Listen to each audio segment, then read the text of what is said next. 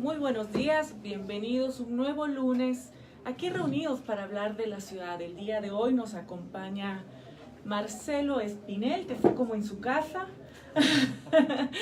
llegó saludando a todas las personas que conocen, ¿no? Aquí en Fundamedios. Recuerden que estamos al aire gracias a Fundamedios en Rayuela Radio. El día de hoy, Marcelo, yo había pensado, ¿qué podemos conversar? Tú sabes que los temas que manejamos aquí, ¿no? Nuestra intención es hablar de personajes, de historias, de coyunturas sobre la ciudad. Pero a lo que vamos resolviendo estos temas, hablar un poco de la trayectoria de las personas que nos acompañan. Entonces mi intención, Marcelo, es poder conversar un poquito de ti, de tu vida, de tus creencias, de lo que has hecho, de cuáles son tus expectativas, relacionadas por supuesto con tu trabajo, con tu trayectoria y con las áreas en las que tú manejas, y tener además tu visión de la ciudad, de nuestra querida ciudad, que hoy además nos ha recibido con un lindo clima. Gracias por acompañarme, Marcelo, y bienvenido.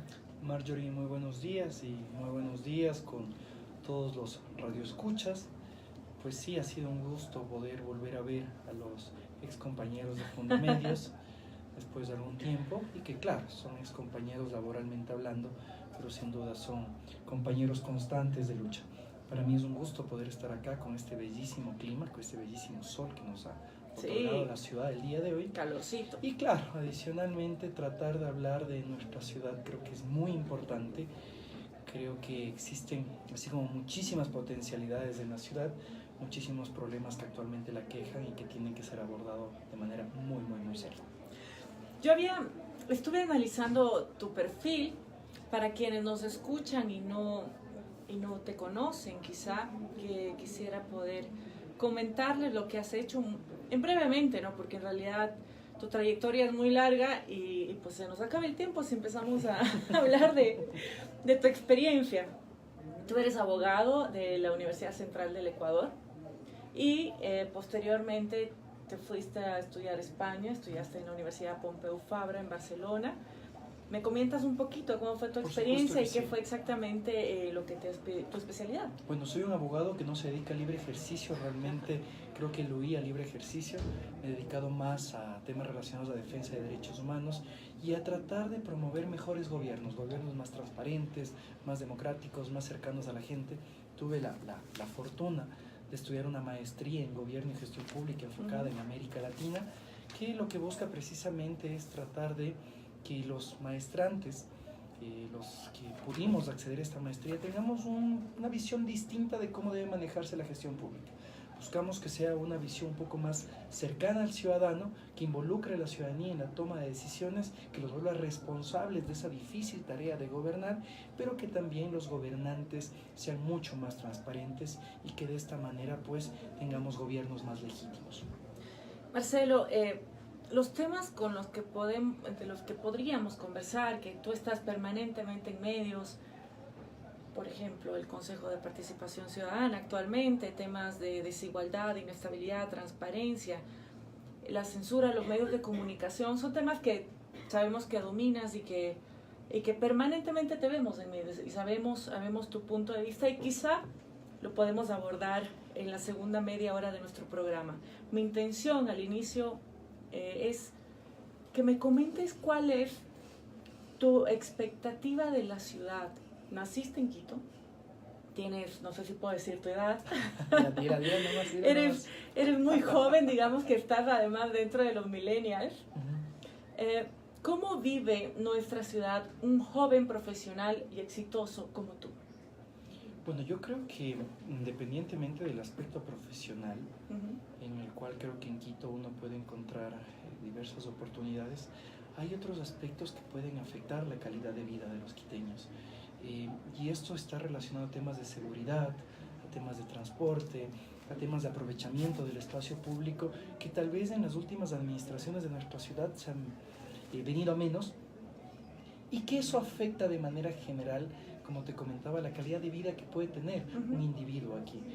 Quito es nuestra capital, creo que la hemos tenido muy descuidada, tanto por parte de los gobernantes como también del comportamiento de los quiteños, que no podemos dejar eso de lado. Todos somos parte, ¿no? Todos Por tenemos supuesto que que construir sí. la ciudad en la que queremos y merecemos vivir.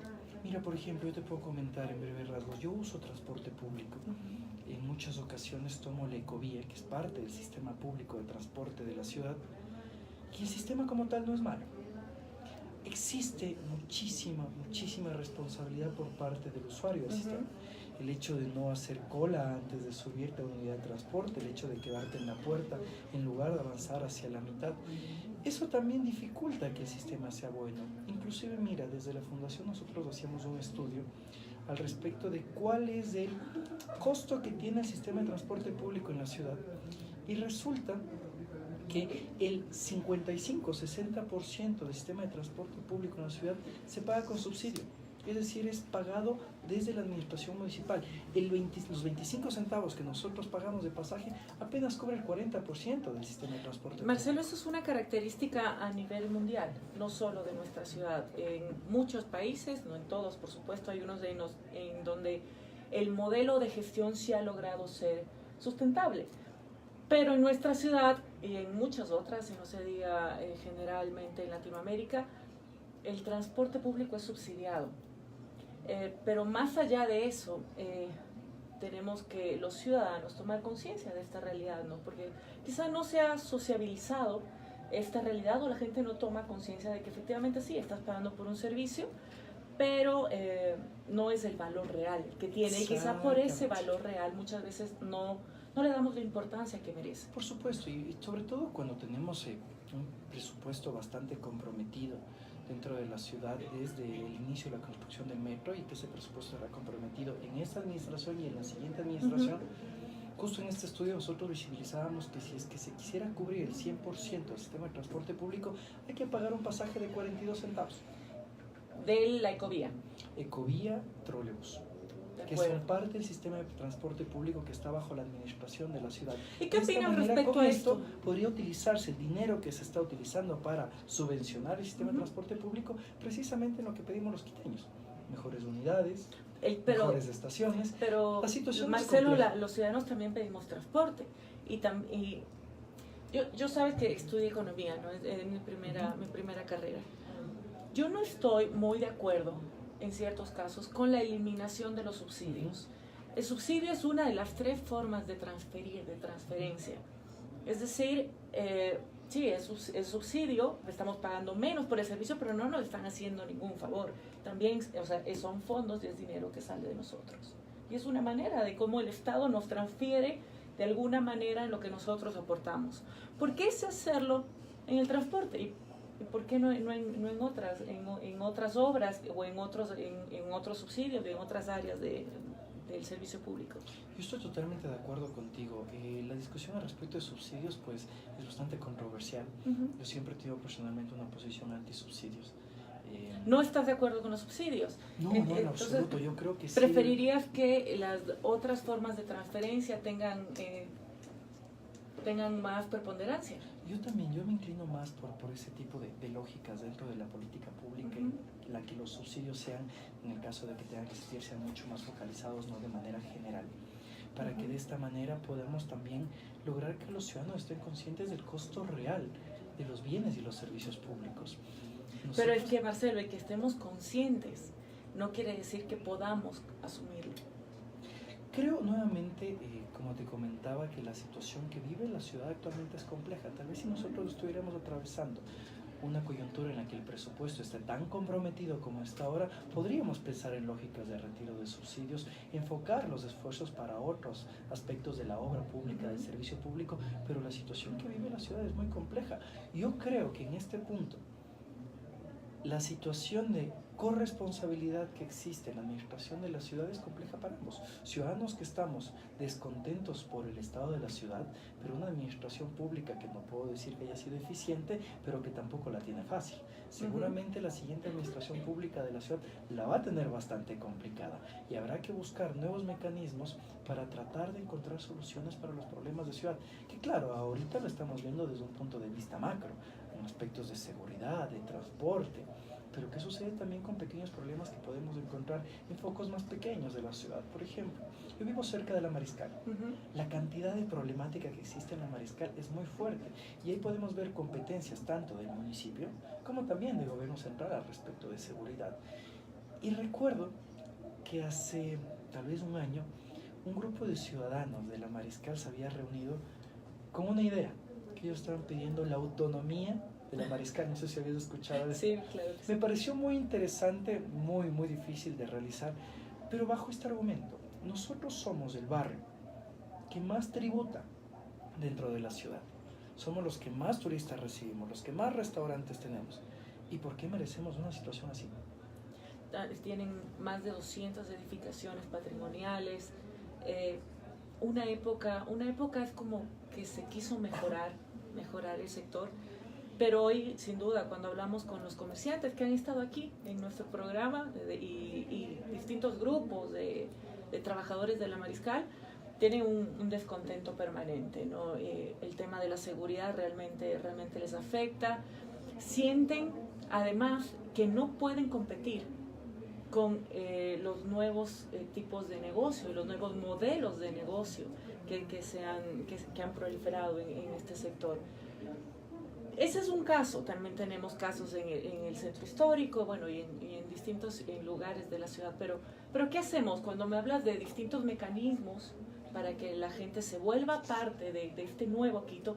¿Cuáles serían esos mecanismos? Yo creo que, mira, y eso es parte un tema que lo he trabajado personalmente. La democracia, tal y como la hemos conocido, creo que está bastante desgastada. El hecho de tener únicamente lógicas de democracia representativa para tomar decisiones tanto a nivel de ciudad como de gobierno central ya no tiene la legitimidad que antes tenía para la ciudadanía, y tenemos que buscar maneras en las cuales los ciudadanos se involucren en esta difícil tarea de gobernar. Ahí es cuando ha empezado a irrumpir los conceptos de gobierno abierto, en la que se busca que las administraciones nacionales y locales realicen su gestión en base a 3 pilares: transparencia, participación y colaboración. Si es que los ciudadanos quieren participar de la toma de decisiones de lo público, deben conocer información, deben saber qué es lo que está haciendo su gobernante, deben saber con cuántos recursos cuenta, cómo los está gastando. Entonces, la transparencia es lo que permite la participación, pero no una participación que únicamente la limitemos en que llamemos a una consulta popular. Una participación en únicamente permitamos que un ciudadano ocupe la silla vacía, sino lo que debe buscarse es este tercer componente, la colaboración, aprovechar la inteligencia multisectorial, en el sentido de que si es que nosotros queremos construir una nueva ordenanza, una nueva política pública sobre temas que tal vez la administración de la ciudad no los conoce completamente, tratemos de aprovechar la inteligencia de la academia, la inteligencia de la sociedad civil y la inteligencia del sector privado. ¿Crees que no se ha hecho? De hecho se está haciendo. Quito, en septiembre del año 2017, se convirtió en la primera ciudad en tener una ordenanza de gobierno abierto, es la primera en su tipo en el país. Y tú fuiste la primera persona que estuvo en la silla vacía en el año 2017. Sí, precisamente, y fue promoviendo esta ordenanza primera de su tipo en el país, y logramos que se constituya algo. Y ojo, esto fue una propuesta de la sociedad civil, del sector privado y de la academia, que se constituya el Consejo Consultivo de Gobierno Abierto de la ciudad.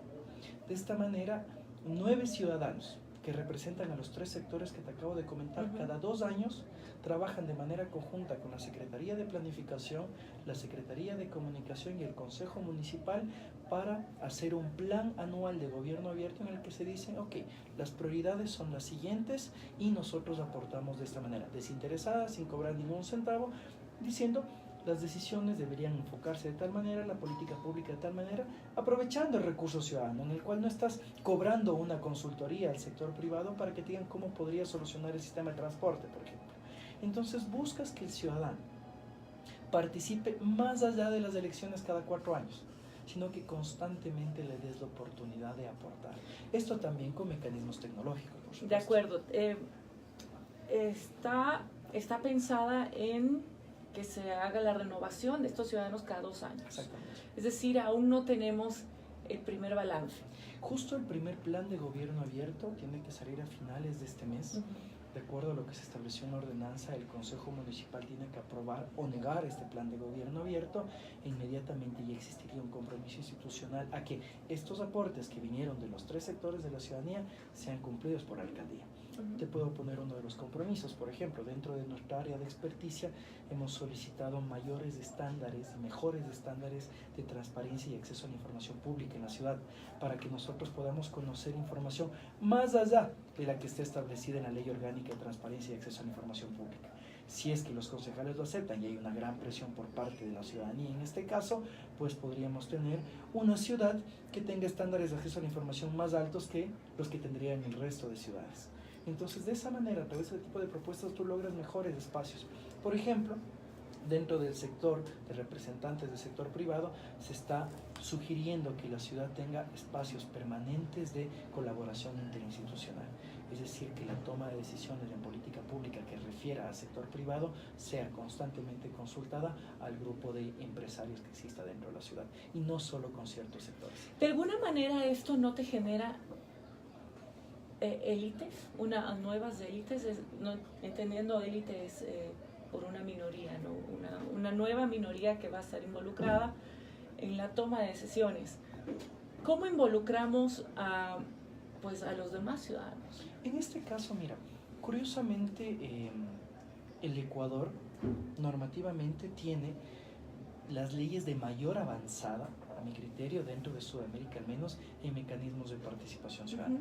Si tú te vas a ver a otros países, realmente no existen tantos mecanismos de participación ciudadana. El problema que hemos tenido en el Ecuador es que no se ha desarrollado la normativa local suficiente que garantice el acceso a esos espacios, a diferencia de Quito, que tiene la ordenanza número 102, que es la que viabiliza los mecanismos de participación ciudadana. Y el segundo problema es que la ciudadanía no los conoce. La ciudadanía conoce muy poco los mecanismos de participación ciudadana, y lo que tenemos que buscar, y precisamente a través de estos mecanismos de gobierno abierto, es que la ciudadanía trate de involucrarse. Por ejemplo, en Quito se ha utilizado muchísimo el tema de presupuestos participativos. Se lo ha utilizado bien, se lo ha utilizado mal, eso quedará... El mes pasado fue el mes de los presupuestos participativos. El municipio estaba haciendo un esfuerzo por dar a conocer, además de esta iniciativa. Pero muy poca gente, como tú lo dices, efectivamente sabe de su existencia o sabe que puede ser parte de, o si lo sabe, no se involucra. Porque no es sencillo tampoco. No es fácil, pero lo que tenemos que buscar a través de este tipo de mecanismos de gobierno abierto es facilitarle a la ciudadanía el acceso a mecanismos de presupuestos participativos. Mira, te voy a dar un ejemplo que sucede en España y que tal vez no lo podemos aplicar acá. Y no lo podemos no porque no estemos en capacidad, sino que no podemos hacer un ejercicio de mimetización en el sentido de que el acceso a la tecnología, el acceso a Internet que tenemos en Quito no es el mismo que tenemos en España. Los presupuestos participativos en España funcionan a través de plataformas virtuales, en la que la ciudadanía sugiere, por ejemplo, los miembros del barrio de La Mariscal sugieren que tal cantidad de presupuesto se lo destine para recuperar la Plaza Foch. Y ellos pueden tomar esta decisión a través de mecanismos virtuales, facilitando y haciendo mucho más ágil el mecanismo de participación en presupuesto. Inclusive hay lugares, ciudades en el mundo donde se han hecho ya estos ejercicios de gobiernos electrónicos que además son vinculantes. Hay lugares donde no es vinculante, pero hay otros donde sí. ¿Crees que el Ecuador, crees que nuestra ciudad está lista para esto? Yo creo que sí tenemos toda la infraestructura para iniciar pequeños procesos. Por ejemplo, pero tenemos la madurez política para hacerlo, con responsabilidad. En eso estoy de acuerdo contigo. Ahí tal vez volvemos al tema de la cultura política. Hay que trabajar muchísimo en la cultura política y que va dentro de la cultura de ciudad, como te conversaba hace unos momentos, la cultura que tenemos como quiteños dentro del transporte público. Entonces, es necesario también volver a trabajar muchísimo en la idiosincrasia de los individuos. El día de mañana podemos tener el mejor alcalde, los mejores concejales, pero ten la seguridad que la presencia de estos individuos dentro de la toma de decisiones no va a garantizar que deje de existir acoso dentro de las unidades de transporte, que la gente haga cola antes de subirse a una unidad de transporte, porque eso es un tema idiosincrático y tenemos que trabajar muchísimo en ello. Tú recordarás las campañas de Don Evaristo. Era muy pequeña, pero la recuerdo, sí. Yo también la recuerdo, y precisamente lo que buscaban que era tratar de modificar el comportamiento de los ciudadanos diciéndole, eso no debes hacerlo, eso está mal. Y ese tipo de cosas también forman parte de la política pública.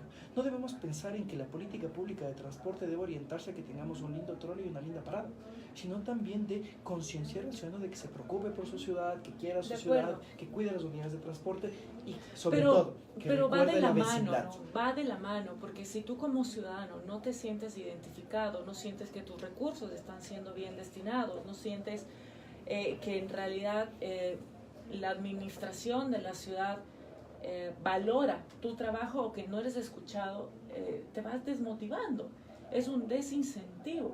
Entonces, ¿no crees tú que sí depende de quién esté a la cabeza, de quién ejerce el liderazgo?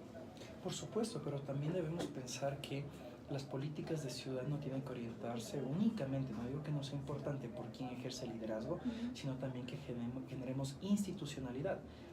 La mejor manera de fiscalizar que los recursos públicos de los ciudadanos sean utilizados adecuadamente no es viendo únicamente un lindo edificio, sino sabiendo cómo se gastaron todos los centavos invertidos en ese edificio y cómo fue ese proceso de contratación. Ojo, el ciudadano común y corriente tal vez no se involucra en esos procesos, tal vez no tiene el tiempo o el interés de fiscalizar si es que el proceso de contratación fue realizado adecuadamente. Es que no solo de fiscalizar ni de tiempo, quizás lo tienes o quizás sí te interesa, pero si hablamos desde un teórico de la democracia liberal, te diría, bueno, yo elegí a estas personas para que hagan eso, porque eso es su trabajo. Porque tengo yo, luego de haber ejercido mi voto y de haber elegido a mis representantes, ¿por qué tengo yo que seguir pendiente y pensando en cómo participar activamente para tener una mejor ciudad?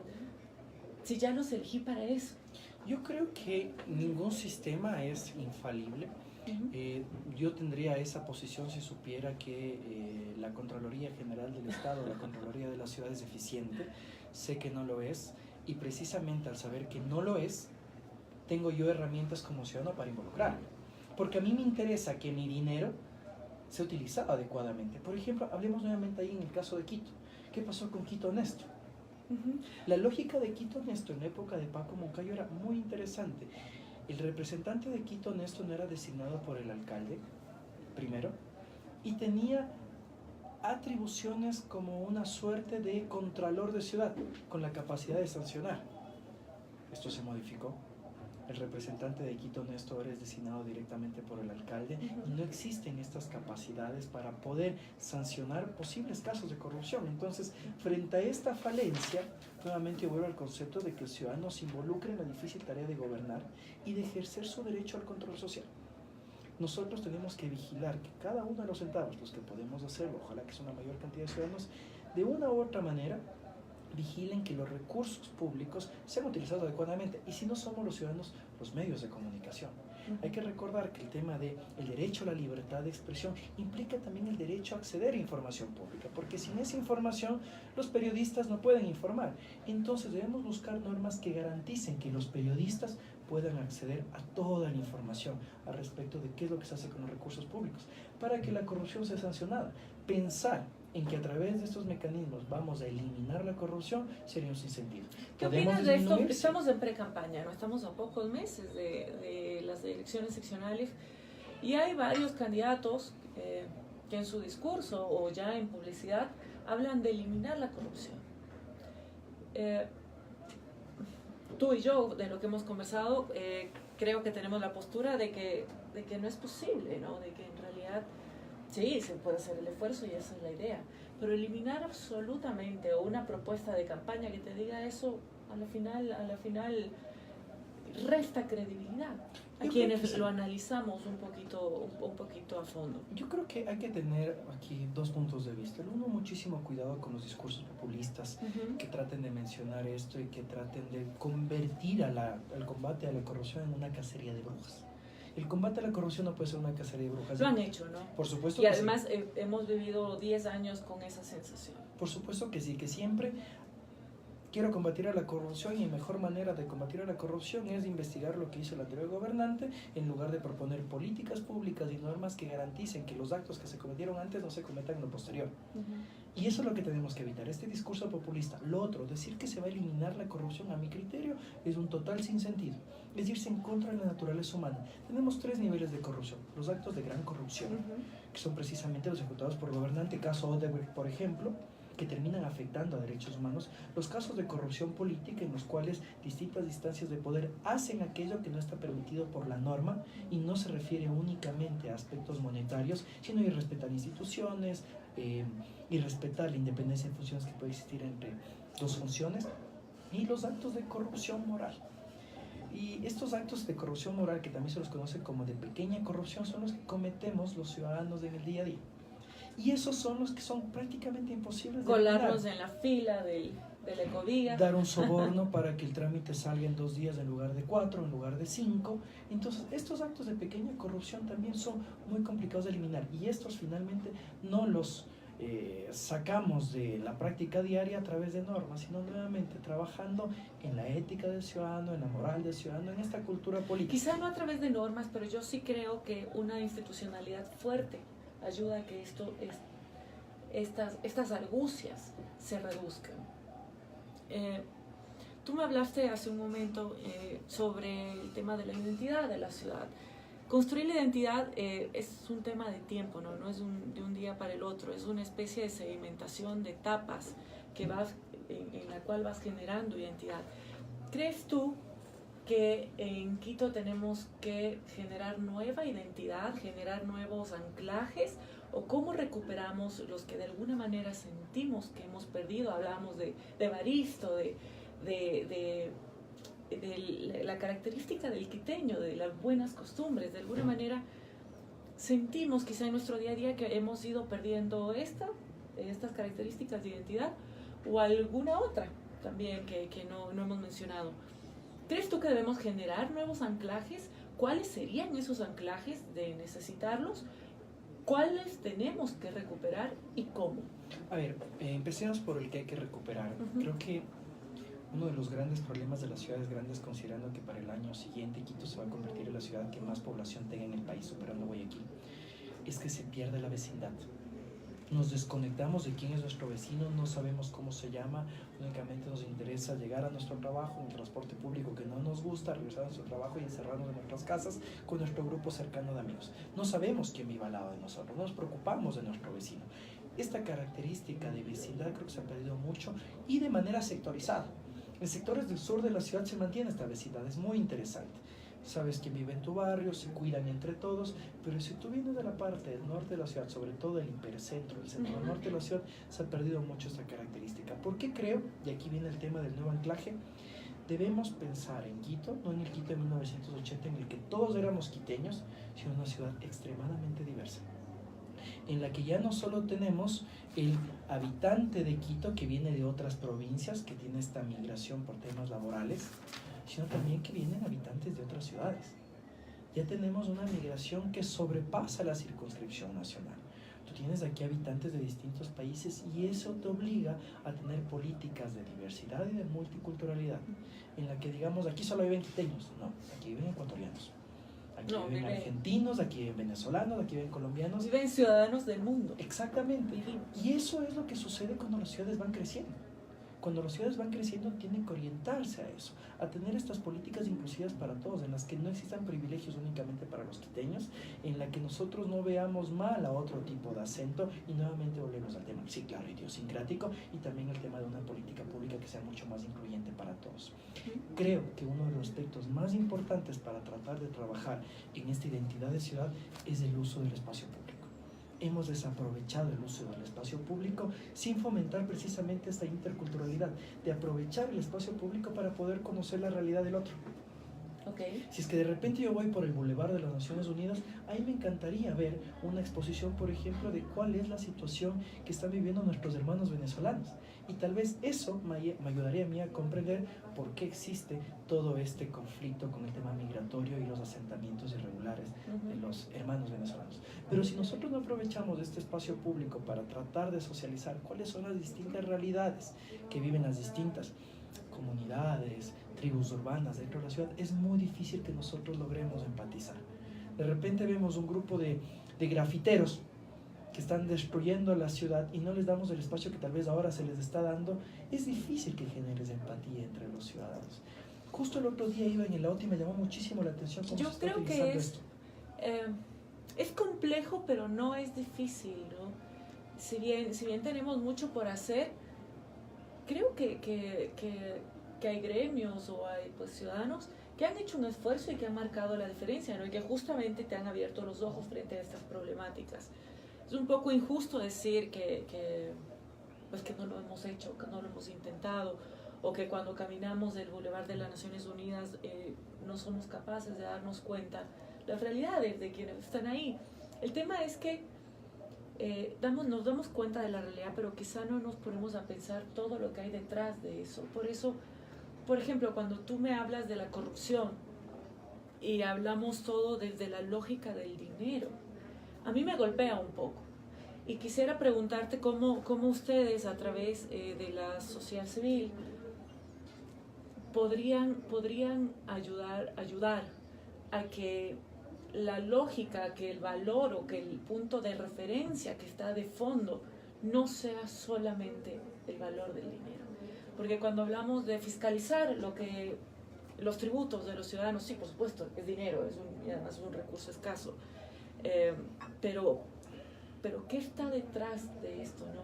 A mí me golpea y no usa la palabra, me molesta un poco, pero creo que los ciudadanos y quienes son referentes, quienes son cabezas, quienes son líderes, tienen capacidad suficiente para utilizar un lenguaje más complejo y para ir más a fondo en el día a día y darle el valor correcto, no solo ponerle un número, no es un número en la chequera, no, al final es un papel, pero ¿cómo logramos entender que el valor que se vulnera con la corrupción va mucho más allá de dinero?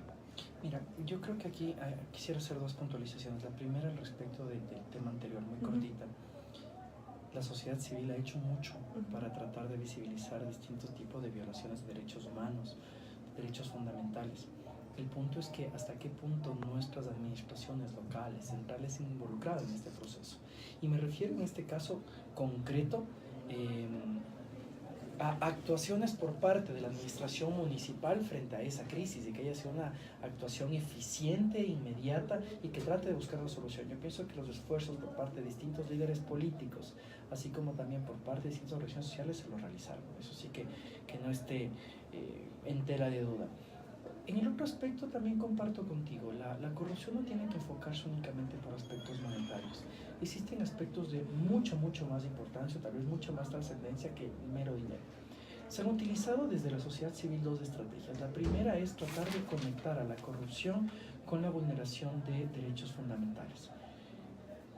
El hecho de que se roben una cantidad de dinero, el hecho de que exista un sobreprecio dentro de un contrato, no solo tiene como consecuencia que el funcionario involucrado aumente su patrimonio, sino que la consecuencia lógica es que el Estado no estará en capacidad de garantizar otros derechos fundamentales, el acceso a la educación, el acceso a la salud.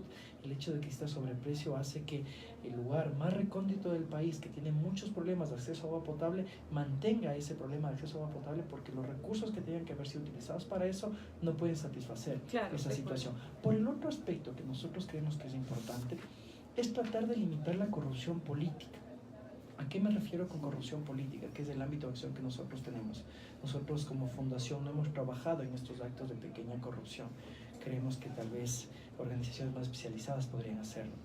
La corrupción política, el hecho de tener instituciones fuertes, el hecho de tener una justicia independiente, por ejemplo, y que son procesos que tomarán muchísimos años, que son procesos que son muy complejos de empezar, de construir, pero que nosotros sabemos que al final del día podemos tener las mejores leyes aprobadas por la Asamblea Nacional, pero si no tenemos jueces independientes que las apliquen, no servirán de nada. Si nosotros al fin y al cabo, por ejemplo, se me ocurre un ejemplo práctico, reformamos la Ley Orgánica de Comunicación, tenemos una linda reforma a la Ley Orgánica de Comunicación, pero tenemos un juez que no es independiente y que quiere aplicar cualquier tipo de precepto jurídico en lugar de lo que está en la ley, no nos serviría de nada. Entonces se convierte en una suma cero. Exactamente. Y de alguna manera esto es lo que le ocurre al ciudadano de a pie cuando algo no le gusta o no está de acuerdo con algo y tiene la posibilidad de denunciarlo o no denunciarlo. Tiene esta sensación, esta percepción de es una suma cero, ¿para qué me involucro? ¿Para qué lo voy a hacer si a la final no voy a tener nada? Nos ha ocurrido cuando a veces tenemos que hacer alguna denuncia por hurto o algún otro tipo de delito que podría ser considerado menor. ¿Cómo rompemos esto? O sea, sus esfuerzos desde la sociedad civil, por supuesto, dan resultados, pero como tú dijiste, son a largo plazo. Totalmente. Y en ese largo plazo, pues se nos va la generación, nuestros niños crecen, nosotros crecemos, nosotros nos vamos volviendo viejos, y así pasa el día a día, y la dinámica de la ciudad puede hacer que se pierda esta lucha, ¿no? Esta conciencia. Yo creo que es nuevamente un sinsentido pensar que un cambio cultural, un fortalecimiento institucional se lo puede hacer en el corto plazo. De acuerdo. Pero sí creo que necesitamos responsabilidad de al menos 3 sectores. El primero es una responsabilidad por parte del sector político. Yo tengo una tesis que siempre la sostengo, que Ecuador se ha convertido en un laboratorio de la democracia cada 10 años. Y esto implica que nosotros tenemos o asambleas constituyentes o consejos de participación ciudadana o derrocamiento de presidentes, de tal manera que cada 10 años cambiamos nuestro sistema democrático y seguimos intentando en uno nuevo. No pensamos en una institucionalización a largo plazo. Cambiamos las reglas del juego electoral. Siempre antes de un proceso electoral estamos cambiando las reglas del proceso electoral. Y eso no genera institucionalidad. Entonces, el primer ámbito de responsabilidad también es un acto de responsabilidad política, en el cual los políticos digan, ok, pensemos en un Ecuador 2050. Dejemos de inventarnos procedimientos de instituciones y vamos por algo claro. El segundo nivel de responsabilidad, y tal vez este es inclusive más difuso, el que te comentaba anteriormente, es el hecho de que el ciudadano común y corriente debe volver a aprender cívica. Pero cívica no en el sentido de que el amarillo signifique el oro, el azul nuestros mares y el rojo la sangre derramada por nuestros patriotas. No, cívica en el sentido de cómo funciona el Estado. Si es que el ciudadano no comprende cuáles son las funciones de los asambleístas, de la importancia de que un juez sea independiente para que no le suceda esto en una denuncia de un hurto, y de que un presidente tiene tales o cuales facultades, no estamos promoviendo realmente voto informado. Seguimos a través de ejercicios populistas tratando de que el ciudadano vote por mí, por mi linda cara, porque aparezco en televisión o porque tengo un discurso bonito. Y seguiremos produciendo efectos en los cuales candidatos, por ejemplo, a la legislatura, ofrezcan en campaña aquello que le corresponde únicamente al nivel ejecutivo. Seguimos alimentando esta débil institucionalidad. Y algo que a mí me parece que es súper interesante acá, que el ciudadano comprenda que el Estado funciona gracias a sus tributos o gracias a los recursos naturales que existen dentro del Estado. Me comentaba una buena amiga que vive en España y que tal vez nosotros nunca, o por lo menos a estas alturas, podemos hacer sus ejercicios comparativos, porque en realidad son distintas, pero me decía lo siguiente: el Estado se preocupa por sus ciudadanos cuando ellos son su principal fuente de ingresos. Claro, cuando tú tienes tributos altos y sabes que el Estado depende de esos tributos y el ciudadano está totalmente consciente de que el Estado funciona gracias a esos tributos, comienza a fiscalizar más. Y decir lo que tú acabas de mencionar hace unos minutos, de que el ciudadano vea que sus recursos se estén utilizando bien. En el caso ecuatoriano tendremos tributos altos, bajos, dependiendo de cómo los analicen, pero no somos la principal fuente de ingresos de los gobiernos. La principal fuente de ingresos tal vez está orientada dentro de los recursos naturales. La explotación de petróleo representa el 60% del presupuesto nacional. ¿Somos la prioridad para los gobiernos? Entonces tal vez debemos buscar cómo los ciudadanos convirtamos en esta prioridad para los gobiernos y nosotros en ese momento decir, pero si eligiéramos, Marcelo, si elegimos políticos con conciencia social, que piensen a futuro, no tendríamos que estar haciendo este análisis de porque soy la prioridad, me fiscalizan y hacen lo correcto. Totalmente. Es que no tendría por qué ser excluyente. Nuevamente volvemos a este ejercicio de corresponsabilidad que te decía. Políticos que piensen o que decidan, tomen decisiones con una visión de futuro, no en el inmediatismo, y también ciudadanos que sean responsables con su voto. Y hay que recordar muchísimo esto. Marcelo, aprovechando que que hiciste el comentario sobre tu amiga española, quisiera preguntarte, ¿por qué estudiar gobiernos latinoamericanos en Europa? Sí, muy buena pregunta. Muy buena Porque pregunta. yo también estudié en España, no estudié gobierno latinoamericano, pero por supuesto uno sabe identificar las diferencias de la academia, pero desde tu punto de vista, ¿por qué crees que el análisis, además de que el nivel de investigación, quizá bueno, una de las características es que nuestra investigación no es tan profunda, no está tan avanzada como en otros países, pero ¿por qué europeos o jóvenes latinoamericanos van a España o van a otros países de Europa a estudiar gobiernos de nuestro continente? El programa de maestría, que realmente cuando lo conocí me gustó mucho, lo que hacía precisamente era un análisis comparativo de las instituciones y políticas públicas latinoamericanas con el sistema europeo.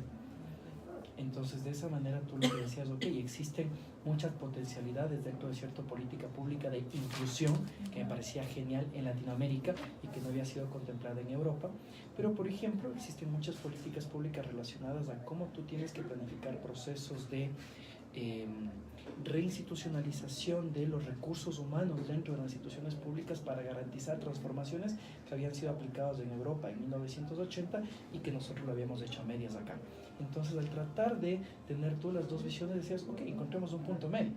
No podemos hacer estos ejercicios de mimetización que te comentaba porque las realidades son distintas, pero sí tratar de buscar estas confluencias que te puedan ayudar a pensar en mejores políticas públicas, que sean más adecuadas. Sobre todo, lo más importante que nosotros podíamos ver allá era precisamente estas políticas de institucionalización. Pensar en transformaciones de nuestras administraciones públicas no cada 10 años, sino con una visión un poco más prolongada, que creo que ha sido el eterno problema en Latinoamérica. Se hacía una analogía de que las administraciones públicas en América Latina se asemejan al telar de Penélope, y que siempre estamos volviendo a reconstruir el telar cada vez que viene un nuevo gobernante. Y eso ha pasado no solo en Ecuador, ha pasado en toda la región. Y debemos dejar de pensar en este telar de Penélope, que era una analogía que hacía Carles Ramió, y pensar ya realmente en una política a largo plazo. ¿Por qué los ecuatorianos se van a estudiar a Europa? Que es la otra pregunta. Creo que deberíamos preguntarnos no al respecto de cuál es el nivel de educación que existe en nuestro país, que considero que no es que sea malo, creo que es bastante bueno, pero sí en la oferta que estamos entregando académica hacia el joven o hacia la persona que quiere continuar con su formación. ¿Te gusta la academia, Marcelo? Me gusta muchísimo, realmente. Sabes que mi padre fue profesor en la Universidad Central durante 40 años y ese bichito de la academia siempre me lo metió en la cabeza. Así que por eso es que siempre me han dicho que a veces hablo como profesor más que como joven. Sí, siempre me ha gustado. Te veremos dando clases. Ojalá que sí, realmente el estudio de la maestría fue por eso. Aparte de incrementar conocimientos, sin duda. Por supuesto que sí. Sabes que al igual que tú, bueno, yo y varias personas hemos decidido estudiar en algún momento fuera. Yo he estudiado en universidades públicas y privadas de distintos rangos, dentro y fuera del país. Y lo que te hace es entender las herramientas que en un lugar puedes potencializar y en otro, ¿no? Yo estudié en la Universidad Central, Economía, y recuerdo las bases que tuve que me sirvieron muchísimo y que no se comparan con las que pude haber tenido en algún otro lugar. Así que yo igual estoy muy agradecida a la Universidad Pública Ecuatoriana y comparto contigo de que si bien hay, por supuesto, hay que aprender, hay mucho que mejorar, pero también tenemos mucho que rescatar y hay grandes profesionales. Por supuesto que sí. Hablamos de cultura cívica, más allá de una materia que pues esperemos que volvamos a tenerla en los establecimientos del país.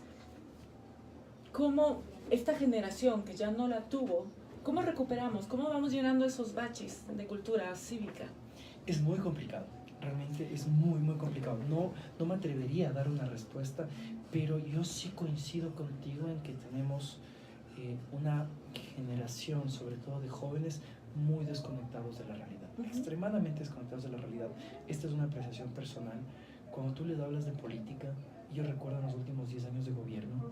Cuando me hablas de la realidad, ¿hablamos solo te estás refiriendo a política o de la realidad en general? En general, en una realidad en general, no solo al respecto de quienes están al mando de nuestro país tomando decisiones, sino también al respecto de, por ejemplo, cuál es la realidad económica del país, cómo ellos deberían orientar su formación académica, laboral, para tratar de aportar al país. Yo creo que existe mucha desconexión en general. Tal vez lo que tanto le critican a los millennials, ¿no?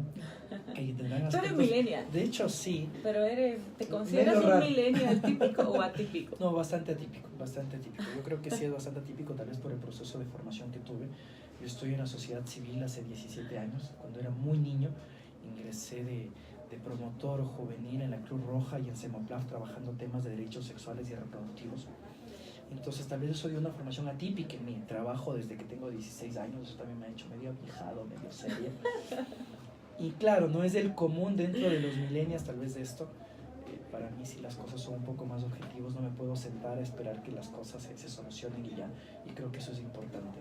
Tal vez sí creo que, no sé a través de qué mecanismos, pero tenemos que tratar de hacer comprender a esta generación que si queremos que los sueños que tenemos se realicen, es necesario levantarnos y buscarlos. ¿Cuál es tu sueño, Marcelo? ¿Cuál es mi sueño? Me estás haciendo una pregunta muy, muy general que tal vez no me la he puesto a pensar. Creo que el sueño de todo individuo debe ser el de ser feliz. Yo no me gustaría enfrascarme en un aspecto específico. Creo que tienes que ser feliz haciendo lo que realmente te gusta y sobre todo sin pisotear a los demás para lograrlo. Algo que yo siempre repito es que tengo la dicha de hacer laboralmente lo que me gusta. Para mí mi trabajo no es una obligación, sino una devoción. Para mí es lunes y estoy feliz que sea lunes. No es que a mí me encanta los lunes también. Sí, yo soy feliz haciendo lo que hago y eso es parte de esta construcción de felicidad que lo voy haciendo todo el día a día. Yo espero llegar a viejito y decir, soy feliz. Mi meta no es económica, no, mi interés no es ser millonario, por ejemplo.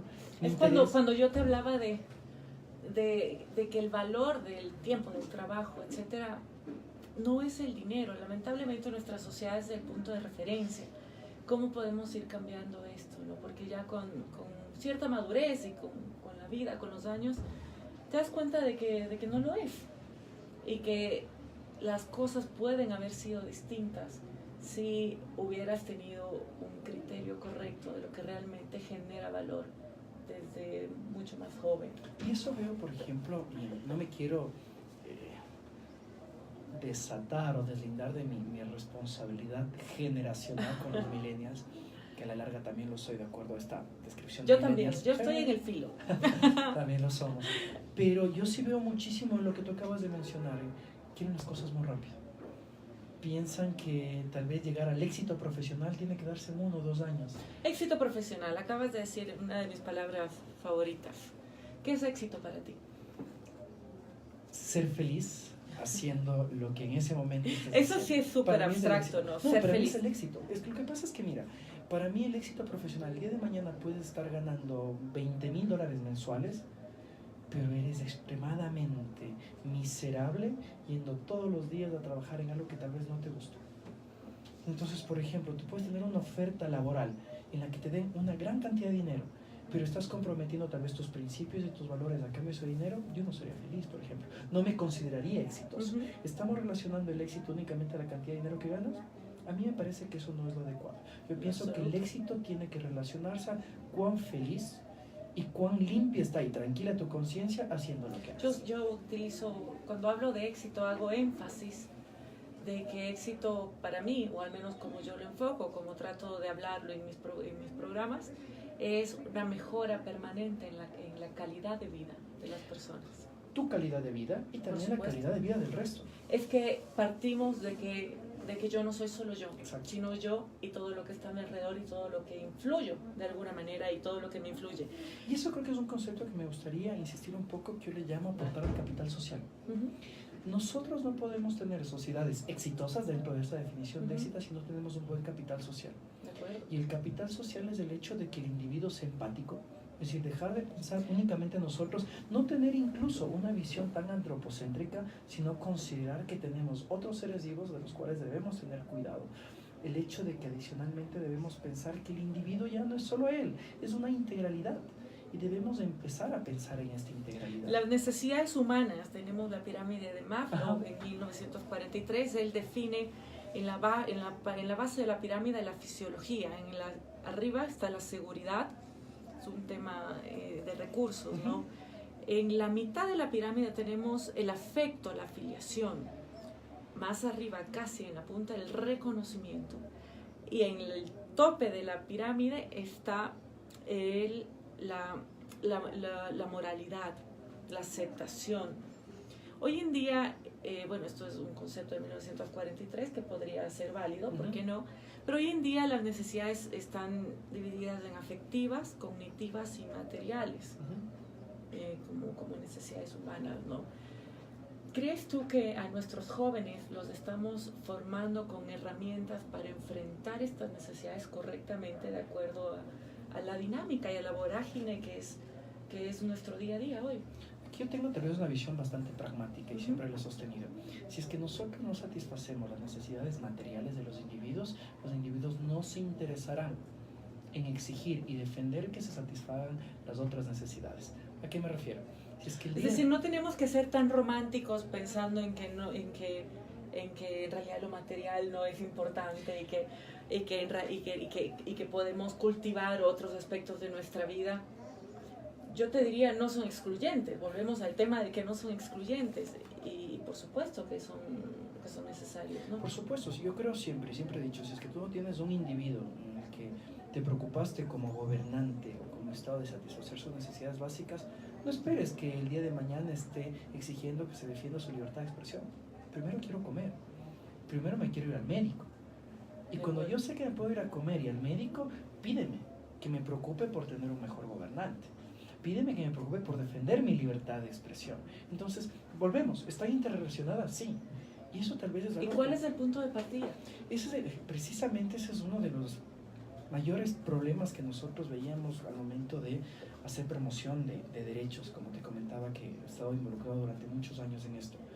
Nosotros decíamos, ¿por qué los jóvenes no se involucran? ¿Por qué la ciudadanía en general no nos acompaña a una marcha en la cual estamos exigiendo libertad de expresión? Claro, porque primero déjale que trabaje. Asegúrale que tenga un trabajo de 8 horas, que ese trabajo le permita satisfacer sus necesidades básicas. Y cuando ya satisfizo esas necesidades básicas, va a decir, ok, necesito involucrarme un poco más y defender mi libertad de expresión, porque ya tengo vestimenta, ya tengo un techo, tengo salud, tengo alimentación y puedo involucrarme en el resto.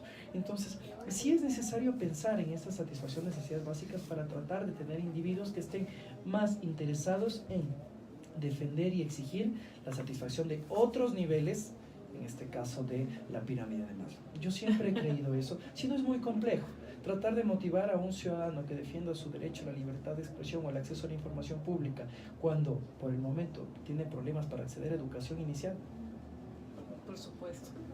Además, volviendo al tema de la democracia liberal, te diría, es decir, yo ya estoy trabajando 8 horas, llego a mi casa a atender a mis hijos, termino como temprano, 8 de la noche, y me pides que a esa hora, después de todo lo que he hecho, que es el momento en que quizás tengo para comer o preparar al día siguiente, vaya a participar en la asamblea del barrio, vaya a participar en la asamblea de la ciudad, vaya a participar, por algo te elegimos, ¿no? Por supuesto que sí, y ahí es como tal vez hay que hacer un ejercicio de incidencia con ese ciudadano, decirle, sí, tú no tienes en este momento la capacidad, el tiempo para involucrarte en este tipo de procesos, pero por lo menos asegúrate de ejercer un voto responsable. A quien elijas, preocúpate de que realmente sea él que te represente de acuerdo a lo que te ofreció en campaña, lo que tú creas, y de esta manera puedes garantizar que esta democracia liberal, representativa, surte el efecto adecuado. Ahí está. Tenemos pocos minutos y ya que tocaste el tema y estamos a pocos meses de elecciones, conversemos un poquito sobre esto, sobre el voto responsable, ¿no? El accountability, la rendición de cuentas. En este caso es una rendición de cuentas vertical. La horizontal es la que realizan las instituciones, la vertical, digamos, es el voto, como tú premias o castigas a quienes ya han ejercido, en este caso caso una función pública.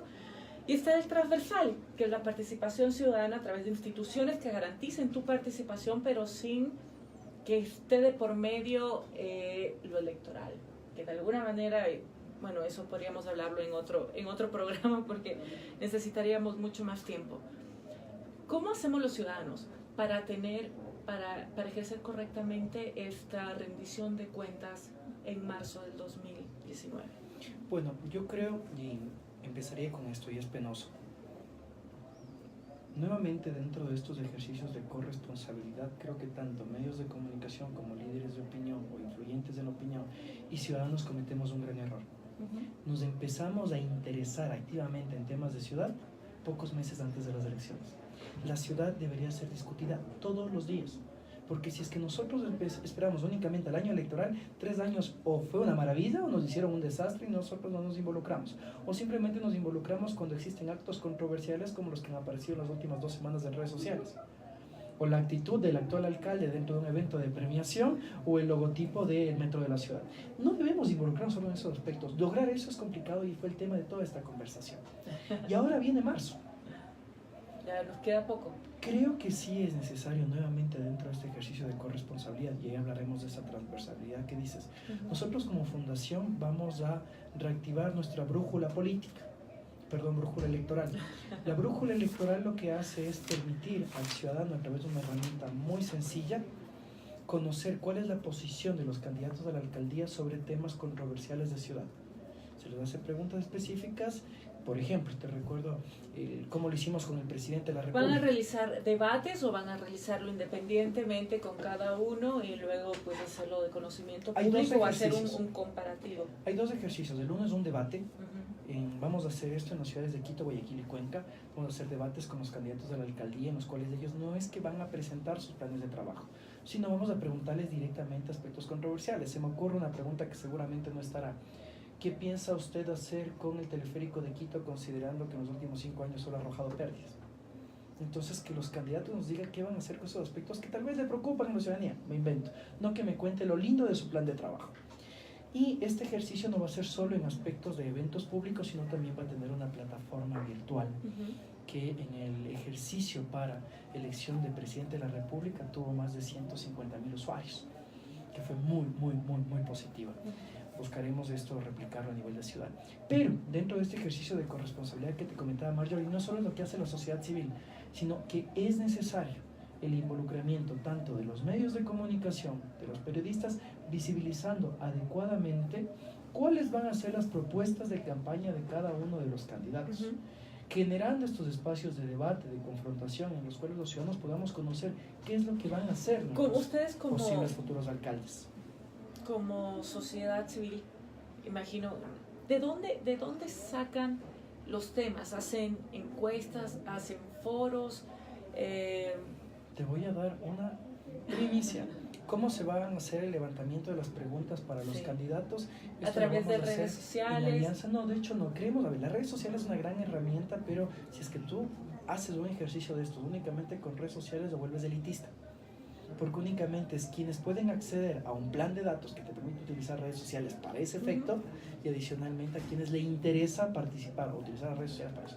No, estamos haciéndolo en alianza con una encuestadora, y adicionalmente se hacen 3 espacios de diálogo previos con jóvenes, con representantes gremiales y con periodistas que han trabajado temas de ciudad, y con ellos llegamos a un consenso al respecto de qué preguntas tenemos que hacer. Se me ocurre, estará el representante del Colegio de Ingenieros Ambientales para que nos diga cuál será la política de ciudad que se ha propuesto por el alcalde para disminuir el ruido ambiental.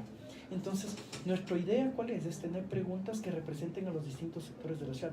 Podemos tener tribus urbanas, me parece fantástico, para que estas tribus urbanas nos digan, ok, ¿cómo vamos a buscar una política de buen relacionamiento entre la alcaldía y los grupos de grafiteros de la ciudad? ¿Qué es necesario? Porque siempre, y quienes de alguna manera estamos vinculados a política, siempre tenemos las mismas preguntas. Sí, hay preguntas, pues digo, como decimos, de cajón, ¿no? Que tienen que ir porque te permiten conocer creencias y los criterios formados o no formados en algunos casos de los candidatos.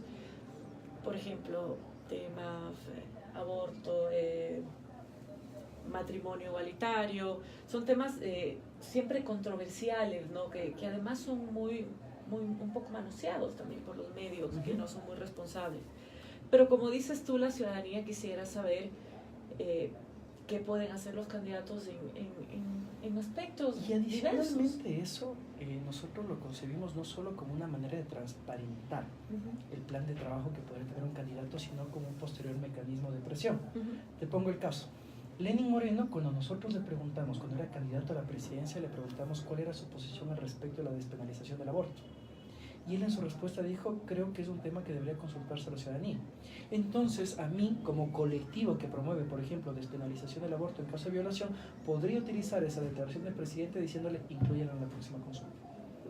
Entonces, de una u otra manera, tú ya tienes mecanismos de presión para los candidatos. El día de mañana, un candidato a la alcaldía me dice que su idea es eliminar completamente el sistema de bicicleta pública. Se me ocurre. Porque considera que es ineficiente. Si es que alguien apoya eso, puede utilizar este tipo de declaraciones para decir, hey, cumple lo que estás diciendo en campaña, no solo lo que está en tu difuso plan de trabajo. En el año 2014 hicimos un monitoreo al plan de trabajo de Mauricio Rodas respecto del metro de Quito. ¿Sabes lo que decía la propuesta? Analizar la factibilidad de la construcción del metro. Esa era la propuesta. Entonces, si es que el día de mañana ellos decían, no voy a construir el metro, habían cumplido con su plan de trabajo, porque era analizar la factibilidad de la construcción. De esa manera limitaba mi derecho como ciudadano de, por ejemplo, iniciar un proceso de revocatoria del mandato.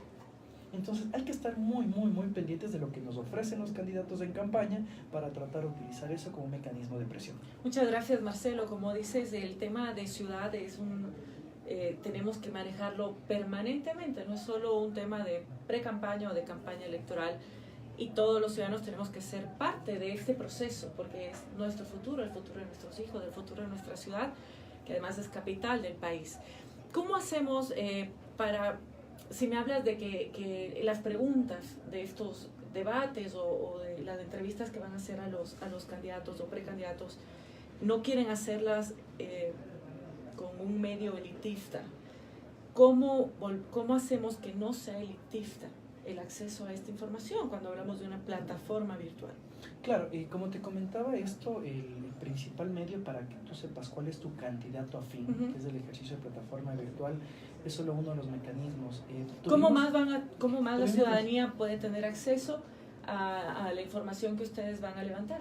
Mira cómo tú me estás sacando todas las primicias del proyecto. Este es un proyecto que se ejecutará en enero del otro año. Okay. Afortunadamente la fundación tiene alianzas con medios de comunicación tradicional, de tal manera que los resultados de cada uno de estos ejercicios son replicados por los medios de comunicación tradicionales, como por ejemplo cuando sacamos los resultados o nuestro informe anual sobre transparencia legislativa. Lo difundimos a través de la página web, pero tal vez el mayor impacto es cuando estos medios de comunicación tradicional sacan distinta información. Por eso hablaba de este ejercicio de corresponsabilidad, claro, de la sociedad civil que haga este tipo de ejercicios, pero también de los medios de comunicación que entreguen esta información a la ciudadanía. Que nosotros pretendamos llegar a los 3 millones de quiteños es muy complicado, pero un medio de comunicación masiva pues tiene mayores oportunidades y facilidades para llegar a una mayor cantidad de ciudadanos. Muchísimas gracias, Marcelo, estamos con el tiempo. Agradezco a todos los que nos han enviado saludos o mensajes a través de redes sociales, a ti por supuesto por acompañarme. Tenemos igual que seguir comentando estos temas, espero tenerte nuevamente. ¿Cómo pueden contactarse contigo? Bueno, pueden encontrar las redes sociales de la Fundación como Fundación Ciudadanía y Desarrollo en Facebook. En Twitter está como FCD-Ecuador y mi Twitter personal es @MarceloEspinel. Muchísimas gracias, Marcelo. ¿Un mensaje final que quieras dejarnos? Antes que nada, agradecerte a ti por la invitación. Es un espacio bastante rico, sobre todo bastante informal, que eso es lo agradable, poder generar una conversación, ojo, de temas serios con profundidad, pero no de esta manera tan acartonada que a veces es un poco cansona. Te felicito mucho por el espacio y el mensaje sobre todo para tu audiencia. Es importante que los ciudadanos nos involucremos, como yo siempre digo, en esta difícil tarea de gobernar.